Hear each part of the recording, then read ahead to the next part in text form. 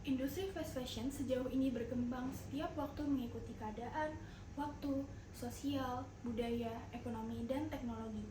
Perkembangan fashion yang begitu cepat pastinya menyulitkan pelaku industri fashion dalam mengikuti tren terkini.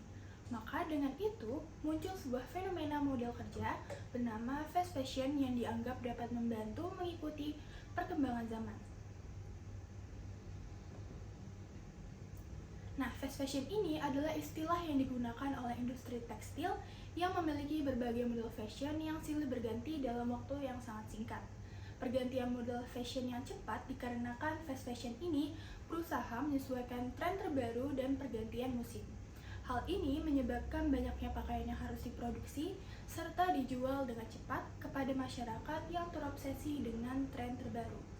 Misalnya, ketika musim panas, industri fast fashion akan memproduksi pakaian musim panas dan dalam waktu yang singkat, mereka akan memproduksi pakaian untuk musim dingin ketika musim dingin datang.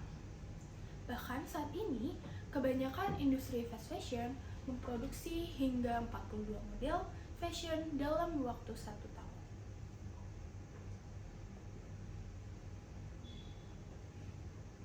Nah, sebelum memasuki zaman revolusi industri, fashion merupakan sebuah produk yang mahal karena fashion dijahit dengan tangan dan memiliki kedetailan yang sangat tinggi. Efeknya, fashion hanya dapat dibeli oleh kalangan tertentu saja.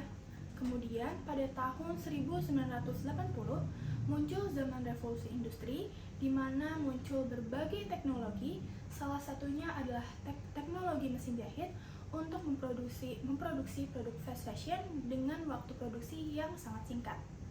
Lalu bagaimana sih cara kita membedakan antara brand fast fashion dengan brand fashion biasa? Yang pertama, biasanya fast fashion ini terpacu pada tren mode terbaru.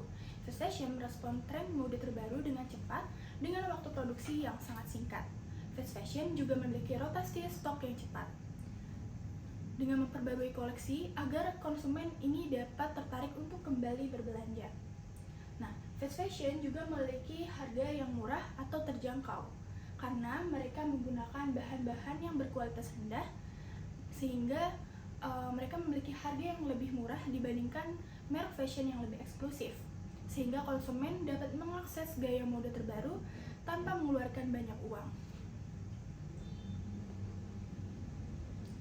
Namun, di balik popularitas dan keunggulan fast fashion yang disukai oleh masyarakat, ternyata fast fashion ini dapat menyebabkan berbagai masalah baik bagi lingkungan, sosial, maupun perekonomian.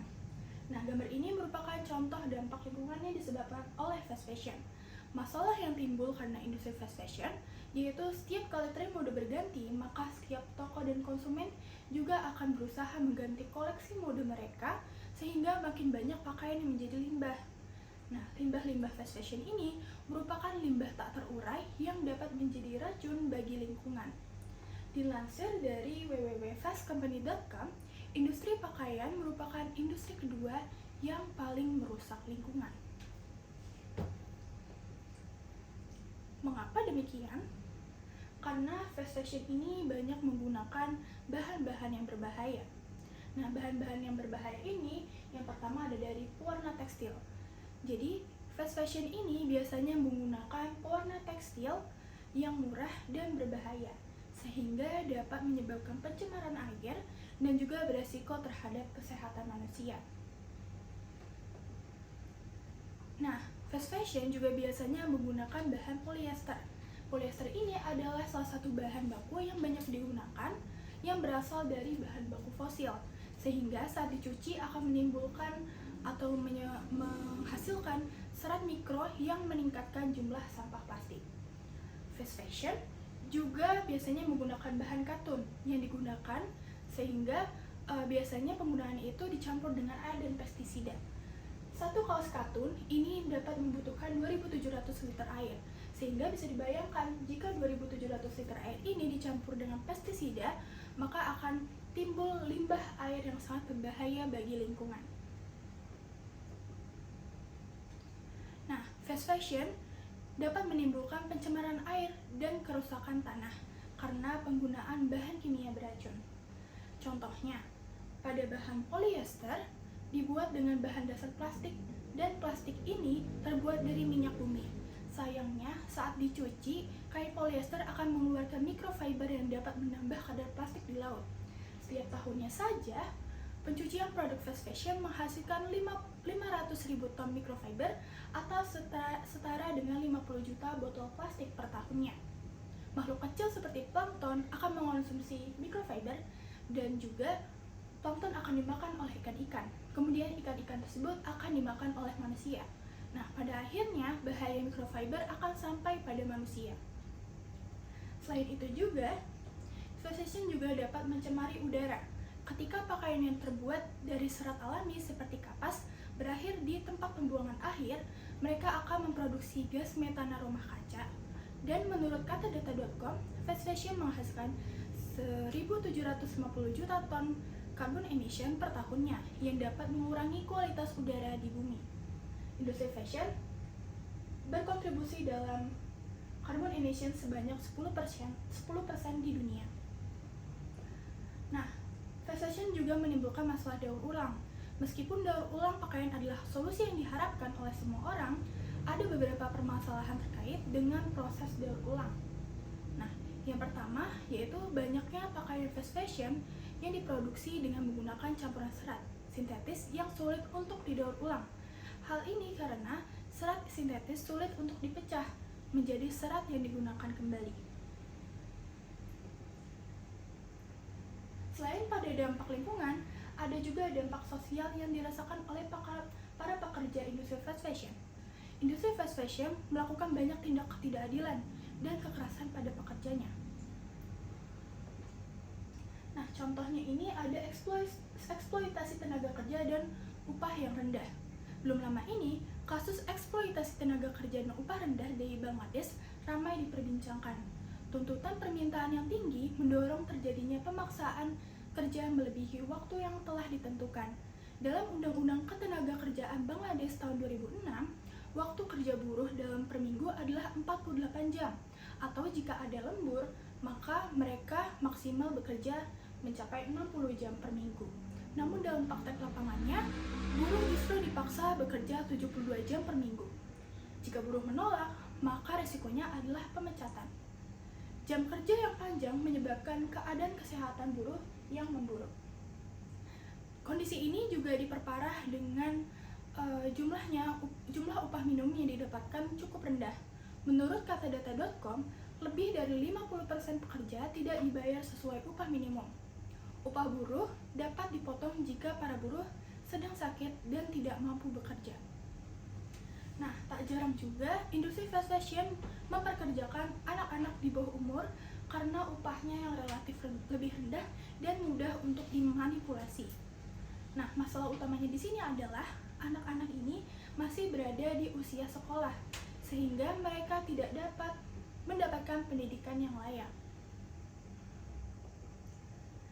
Dampak dari fast fashion juga dirasakan oleh konsumennya sendiri, sebab konsumen cenderung mendorong budaya membuang produk yang dimilikinya atau produk yang sudah lama dipakainya. Fast fashion membuat masyarakat meyakini bahwa kita harus terus-menerus berbelanja lebih banyak agar tetap up to date dengan tren terkini. Selain itu, fast fashion juga menciptakan persepsi kebutuhan yang tak pernah berakhir dan ketidakpuasan yang terus-menerus. Nah, dampak ekonomi juga dirasakan oleh industri tekstil lokal. Kehadiran merek-merek fast fashion yang besar dapat menimbulkan kompetisi yang sengit dengan industri lokal, terutama bagi bisnis kecil dan menengah yang tidak mampu bersaing. Fast fashion juga dapat mengurangi keberagaman budaya dalam fashion lokal dan mengurangi daya tarik produk-produk lokal yang memiliki ciri khas. Seperti di Indonesia ini, ciri khas pakaiannya adalah batik. Namun, dampak fast fashion ini tidak hanya negatif, namun juga ada dampak positifnya, yaitu adanya lapangan pekerjaan yang luas yang disediakan oleh industri fast fashion di Asia. Tidak bisa dipungkiri bahwa manfaat tersebut dapat menciptakan pendapatan yang tinggi pada negara-negara yang terdapat industri ini.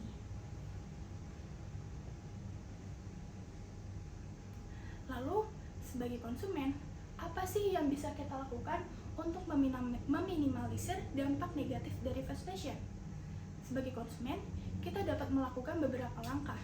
Yang pertama yaitu reuse your outfit. Kita bisa menggunakan kembali baju-baju yang sudah lama dan tidak terpakai dengan memodifikasi kembali baju-baju tersebut agar tetap trendy dan menarik. Kita juga dapat melakukan thrifting. Nah, mungkin sebagian dari kalian pernah melakukan thrifting. Thrifting ini adalah membeli baju-baju bekas yang sudah tidak lagi dipakai, namun mereka masih layak untuk digunakan. Ini dilakukan untuk mencegah pakaian-pakaian tersebut menjadi suatu limbah. Kita juga dapat menghindari pakaian berbahan polyester, nilon, dan bahan katun yang sulit untuk diuraikan dan juga dapat mencemari air laut.